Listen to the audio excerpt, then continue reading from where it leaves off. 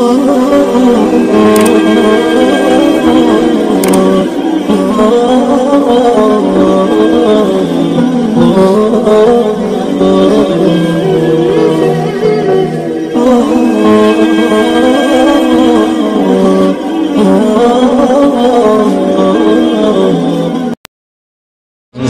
کی ایک اونچائی ہے، ایک اس کی نچائی ہے۔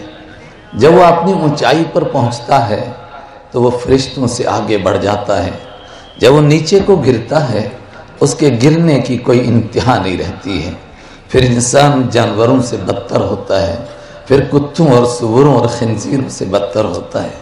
میں نہیں کہہ رہا ہوں، قرآن کہہ رہا ہے وَالتِّينِ وَالزَّيْتُونِ وَطُورِ سِينِينَ وَهَذَا الْبَلَدِ الْأَمِينِ لَقَدْ خَلَقْنَا الْإِنسَانَ فِي أَحْسَنِ تَقْوِيمٍ۔ یہ طور سینا والے حضرت موسیٰ علیہ السلام کو دیکھو، یہ زیتون اور تین اور انجیر کے علاقے والے حضرت عیسیٰ علیہ السلام کو دیکھو، یہ سید الاولین والآخرین امن کے شہر کے رہنے والے محمد عربی صلی اللہ علیہ وسلم کو دیکھو۔ انسانیت کی بلندی وہاں ہے، وہ وہاں پہنچتا ہے جہاں فرشتے نہیں پہنچتے، وہ وہاں گزر جاتا ہے جہاں فرشتے نہیں پہنچ سکتے ہیں۔ ثم رددناہ اسفل سافلین، پھر انسان کی ایک گراوٹ ہے، جب وہ گرتا ہے تو وہاں گرتا ہے کہ کتوں اور خنزیروں سے بدتر ہو جاتا ہے، پھر وہ گندے کام انسان کرتا ہے جو دنیا کی کوئی مخلوق نہیں کرتی۔ سوال یہ ہے کہ یہ بلندی کیسے نصیب ہوتی ہے اور یہ پستی میں انسان کس طرح آتا ہے؟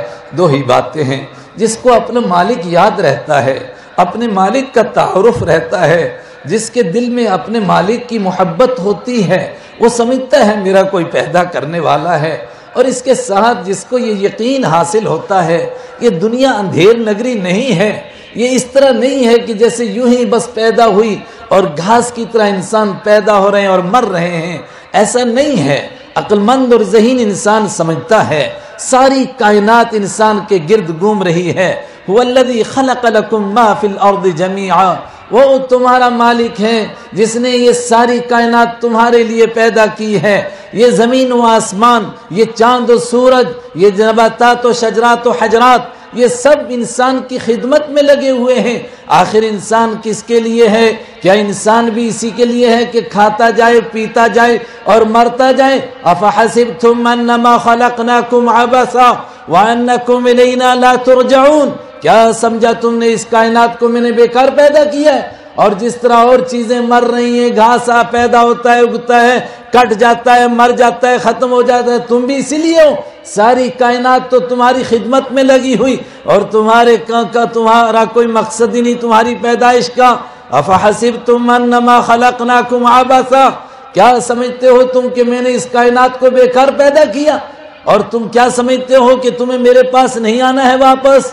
قل ای وربی انہ لحق، اے میرے حبیب کہہ دیجئے میرے عزت اور میرے جلال کی قسم، یہ دنیا کرنے کی جگہ ہے، یہ فیصلے کی جگہ نہیں ہے، یہ عدالت میں فیصلہ ہونے کی جگہ نہیں، ابھی کرنے کی جگہ ہے۔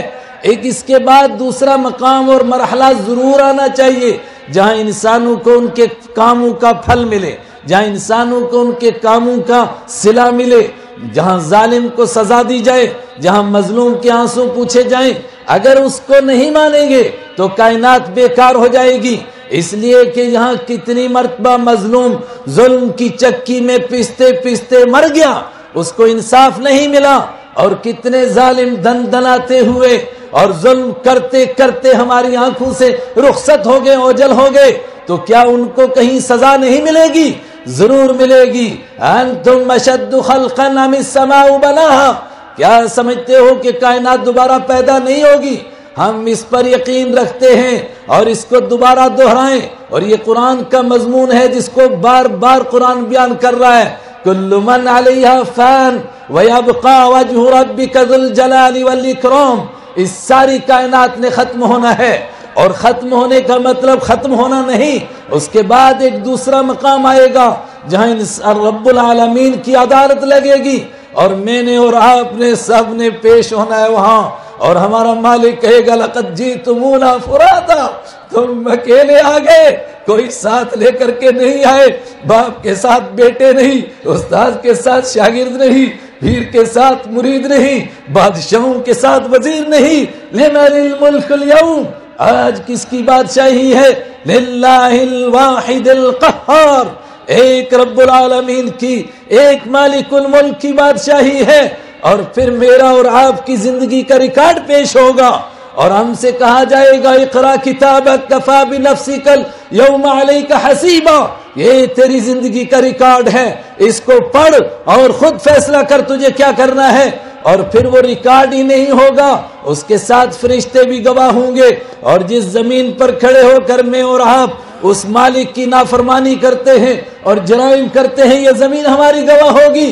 اور نہیں اتنا ہی, اس کے آگے ایک اور کام ہوگا, ہمارے جسم کا ہر انگ بولے گا, ہماری جسم کی کھال بولے گی اور کھال کا ایک ایک بال بولے گا, وہ اس مالک کی عدالت لگے گی.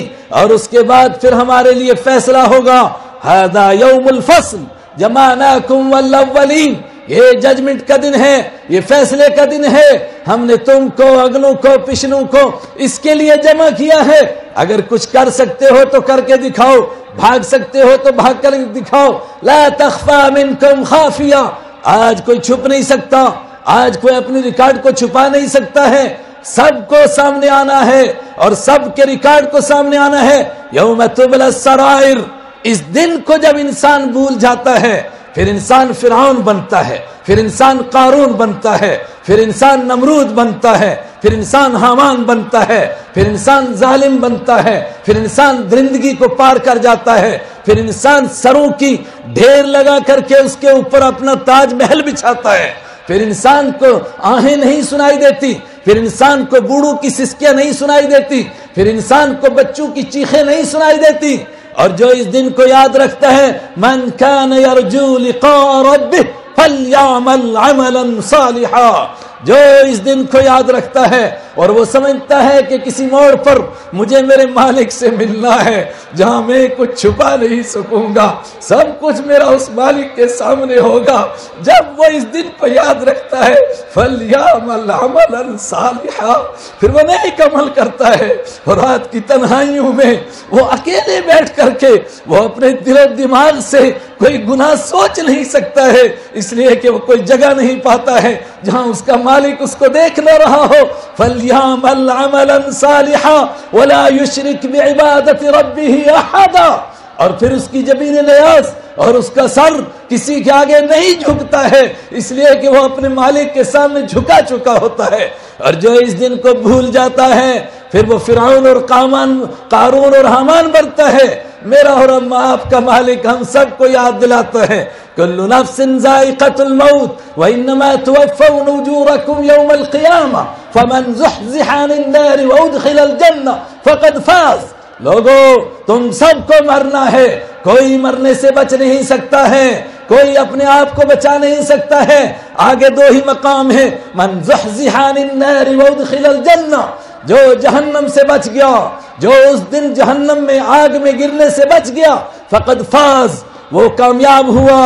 اور ان الذین خسروا انفسهم واهلیہم یوم القیامہ, اور جس کے لیے جہنم کا فیصلہ ہو گیا, وہ دنیا میں بادشاہ تھا, وہ دنیا میں وزیر تھا, وہ دنیا میں امیر تھا, وہ دنیا میں کوئی عالم کی شکل میں تھا, وہ دنیا میں بزرگ نام کا بزرگ بنا ہوا تھا, وہ دنیا میں نیک بنا ہوا تھا, وہ لٹ گیا, وہ پٹ گیا. یہ دن میرے اور آپ کے سامنے آنے والا ہے. آج سے 1450 سال پہلے قرآن نے انسانوں کو یہ دن یاد دلایا. پیارے حبیب صلی اللہ علیہ وسلم نے اس دن کو عملی شکل میں لوگوں کے سامنے پیش کیا, کس طرح پیش ہوں گے لوگ, اور اس کے نمونے پیش کیے. ایسے انسان اپنے مالک کے سامنے پیش ہوگا. پھر انسانوں میں تبدیلی آئی, جو ظالم تھے وہ عادل بن گئے, جو نیک نہیں تھے وہ نیک بنے. اور کیسے انسان بنے, قیامت تک انسانیت کی آنکھ ترستی رہے گی ان لوگوں کو دیکھنے کے لیے. وقت نہیں ہے اس کی تفصیل عرض کرنے کے لیے. جو نمونہ پیش کیا میرے اور آپ کے آقا حضرت محمد الرسول اللہ صلی اللہ علیہ وسلم نے, میں سارے بھائیوں سے کہتا ہوں, ماننے والوں سے, نہ ماننے والوں سے, دوستوں سے, تعلق والوں سے, ایک ہی راستہ ہے, ہم اپنے مالک کو پہچان جائیں, اور اس کے سامنے پیش ہونے کا احساس ہمارے سامنے ہو، پھر پڑوسی پڑوسی کا حق ادا کرے گا، پھر بیٹا باپ کا حق ادا کرے گا، پھر باپ بیٹے کا احترام کرے گا، پھر بھائی بھائی کا حق ادا کرے گا، پھر اس کے اوپر جھگڑے ہوں گے کہ میرے حق میں کسی دوسرے کا حق کیوں آ جائے۔ ایک زمین بیچے گا، دوسرا خریدے گا، اور خریدنے والے کو وہاں سے سونا ملے گا، وہ اس پر مقدمہ دائر کرے گا کہ کسی طرح اس سے میری جان چھڑاؤ۔ پھر تنخواہ بڑھانے کے لیے لڑائیاں نہیں ہوں گی، پھر تنخواہیں گھٹانے کے لیے لڑائیاں ہوں گی۔ مجھے اور آپ کو اللہ اس دن کی تیاری کی توفیق عطا فرمائے۔